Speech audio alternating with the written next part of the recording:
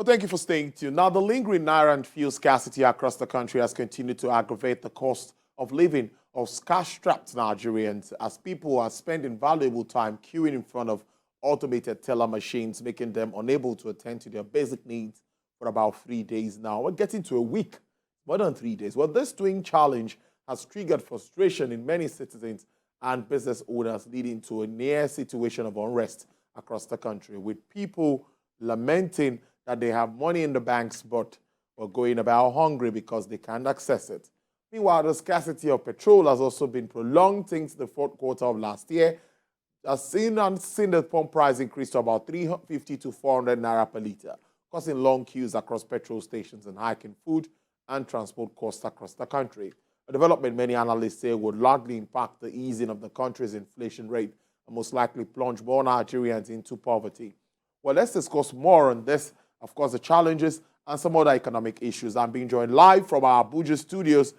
He is a professor of capital markets. He doubles as the president of the Association of Capital Market Academics of Nigeria, Professor Uche Nwaleke. Professor Nwaleke, good afternoon, sir. It's good to have you on the program.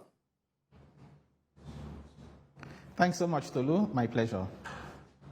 Oh, Prof, I would like to start on your way to our studios. I don't know if you noticed the queues at ATM centers or galleries where you see people, long queues. Of course, same for filling stations. But let's stay with the Naira issue first. What is your understanding of the implementation of this policy?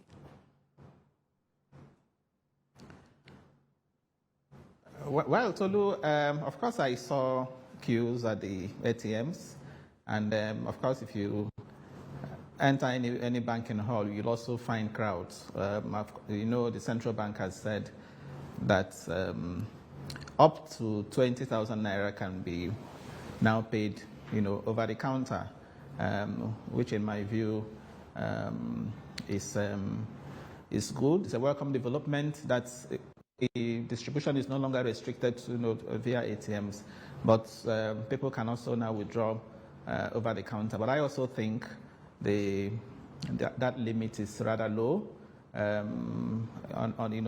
would advise the central bank to consider increasing, the limit. I will also advise the central bank to do a lot more about logistics. By logistics, I mean the distribution of the new Naira notes. The central bank has made us understand that they have printed sufficient quantity, to go around. So it is for the central bank to now ensure that, these new Naira notes are really getting to those, who should have them, and not again ending up being hoarded. What that means is that I also expect that the CBN, of course, they have said that they will do that. The central bank, the law enforcement agencies, police, and the rest of them to be on top of the game by ensuring that those found culpable of diverting the new currencies are prosecuted and brought to book. So I think if that is done, with time, I expect that the pressure will ease. But let me also say that the inflammatory comments we hear from some of our political leaders, are not helping matters. And I would urge them to, exercise restraint.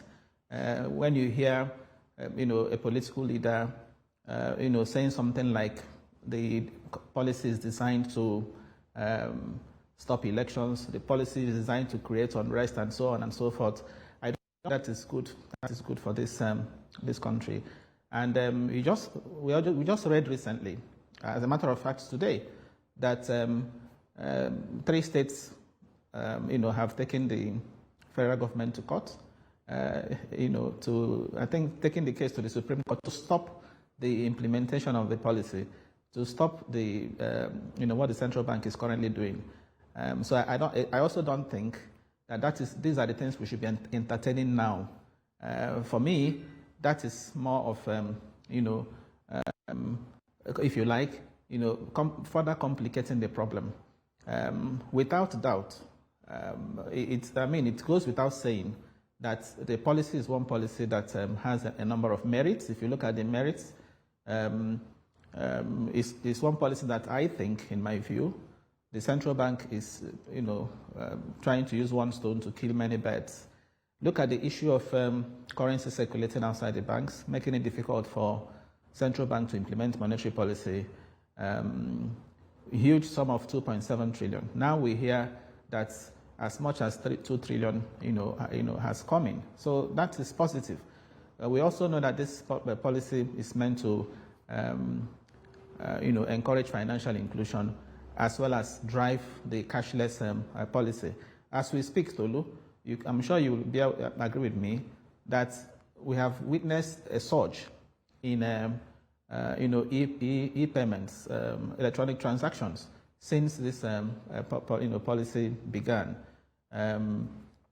If you go to malls and the supermarkets and so on, the people there will tell you that it's making their business a lot easier. They don't need to collect cash and have to take the cash to the banks. A lot of transactions are now being done via electronic channels.